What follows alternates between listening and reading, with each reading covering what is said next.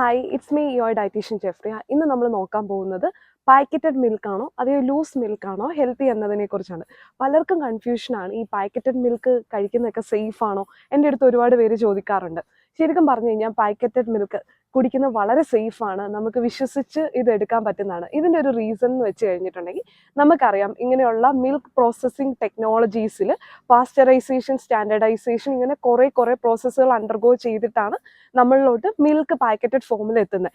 ഇതിൽ തന്നെ പ്രസൻറ്റഡ് ആയിട്ടുള്ള ബാക്ടീരിയാസിനെ ഒരു സർട്ടൺ ടെമ്പറേച്ചറിൽ കില്ല് ചെയ്ത് കംപ്ലീറ്റ്ലി റിമൂവ് ചെയ്യുന്ന ഒരു പ്രോസസ്സ് കൂടെയാണ്. അതുകൊണ്ട് തന്നെ ഈ മിൽക്ക് എടുക്കുന്നത് വളരെ ഹെൽത്തിയാണ്. പിന്നെ അതേപോലെ തന്നെ ആ ഒരു മിൽക്കിൻ്റെ ക്വാളിറ്റിയും സ്റ്റാൻഡേർഡും വോളിയും ഒക്കെ മെയിൻറ്റെയിൻ ചെയ്തിട്ടായിരിക്കും നമുക്ക് കിട്ടുന്നത്.